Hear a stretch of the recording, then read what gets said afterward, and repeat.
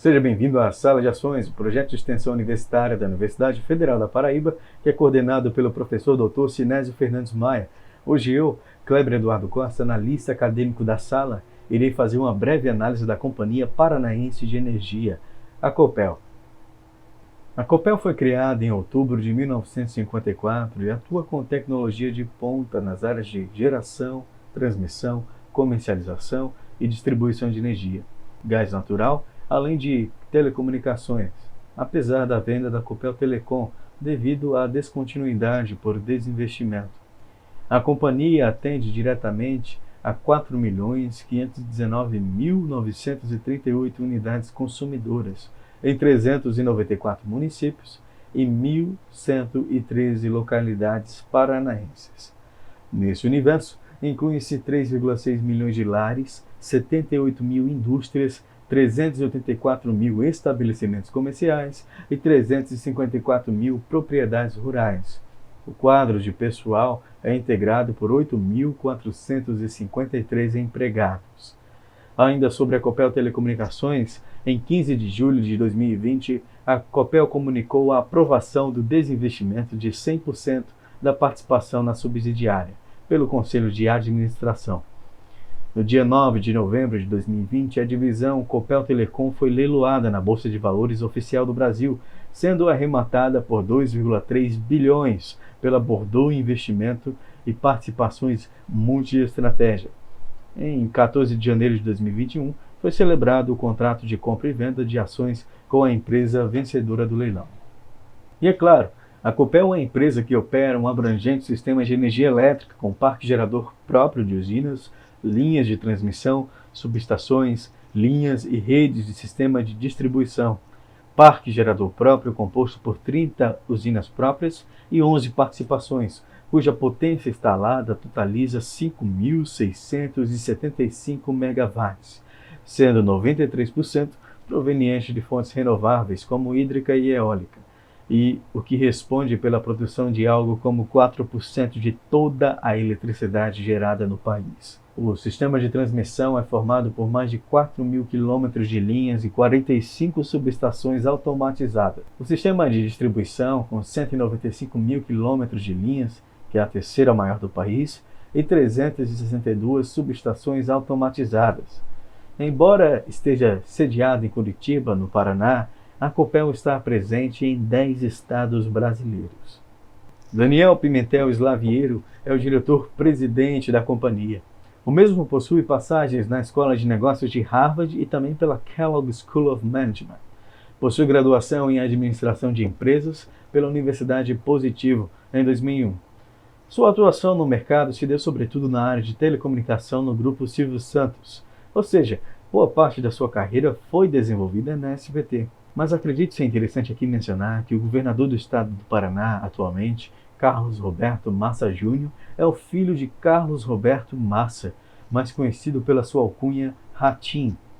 Contudo, a possível indicação não realiza demérito para o presidente da empresa.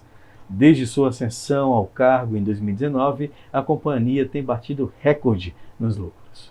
Dentro da análise vertical, ano após ano, nós podemos notar uma mudança não só no volume do ativo, como também em sua composição.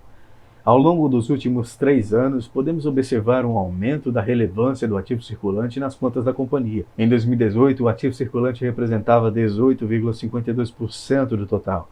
Essa participação aumentou ao longo do tempo para, em 2020, chegar em 24,38%. Consequentemente, com o aumento do ativo circulante, houve uma contrapartida no ativo não circulante. Notoriamente, a participação desse caiu, sobretudo devido ao aumento do caixa e de créditos tributários concedidos à companhia. Somado a isso, houve também a queda do patrimônio imobilizado da empresa. Em 2018, esse ativo representava mais de 30% do total dos ativos da companhia. Em 2019, caiu para 20,3%, caindo não somente em termos percentuais, mas também absolutos. Já o passivo da companhia também acompanhou o aumento.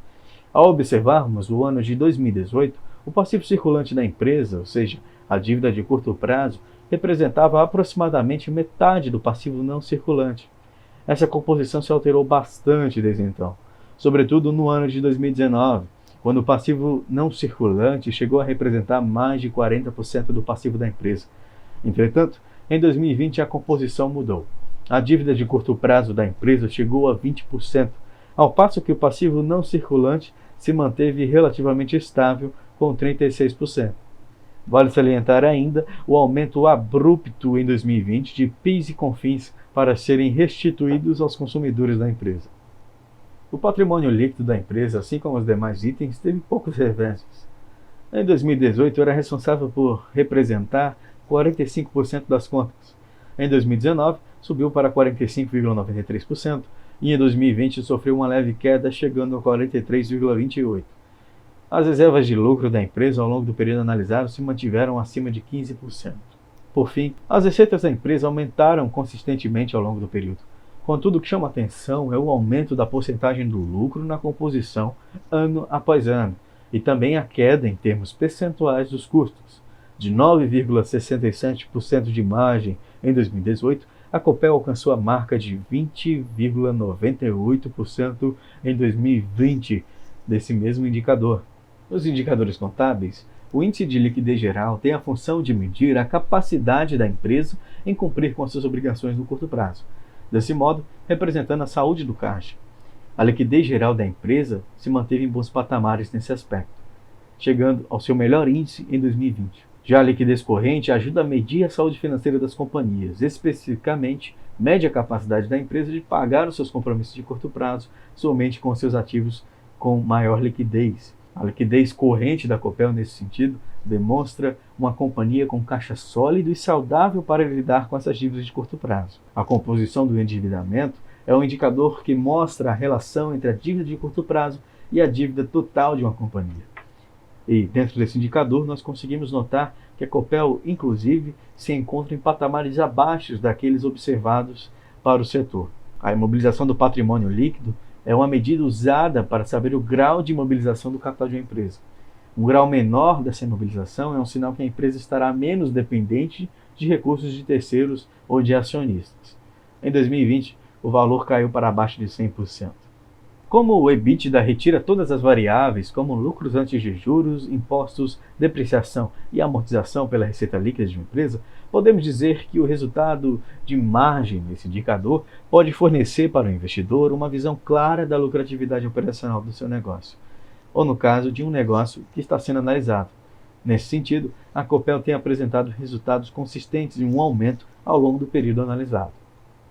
Sobre os indicadores de mercado, vale salientar o desdobramento de ações ocorrido em 2020 de 1 para 10.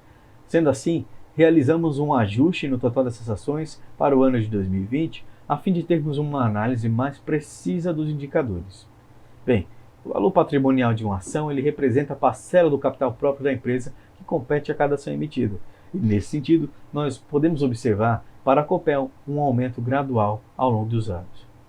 Já o lucro por ação indica quanto de lucro do último exercício corresponde para cada ação da companhia.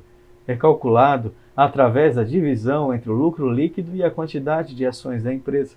Nesse aspecto também, quanto maior, melhor. Podemos observar nesse caso para a Copel um aumento consistente ao longo do período analisado. O tempo de retorno do capital, conhecido popularmente no mercado como PL, é um indicador obtido através da divisão entre o preço da ação e o lucro por ação.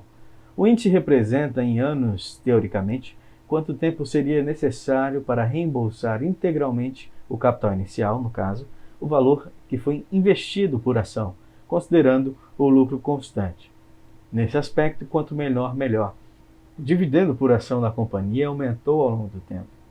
E esse índice resulta basicamente da divisão entre o valor de dividendos, incluindo o juros sobre capital próprio, distribuído aos acionistas pelo total de ações da companhia. Nós observamos um aumento desse indicador para a empresa. Já o payout, ele representa a porcentagem, ou seja, a parte do lucro líquido apurado no exercício que será distribuído aos acionistas, sob a forma de dividendos e juros sobre capital próprio. Nesse aspecto, a Copel conseguiu, ao longo desses 3 anos, algo em torno de 30% em média de distribuição de dividendos. De modo geral, a Copel apresenta bons índices e um desempenho interessante nos últimos anos. o que demonstra o crescimento da companhia, sobretudo no ano de 2020, mesmo com o surgimento da pandemia que afetou as empresas do setor. O nível de endividamento da empresa é saudável para o setor e a sua liquidez também é pujante, sobretudo no último ano. Seus lucros aumentaram consistentemente durante o período e esse aumento também foi acompanhado pelas margens de lucratividade cada vez maiores. Vale salientar que esse estudo tem finalidade exclusivamente acadêmica e não se configura como indicação de investimento.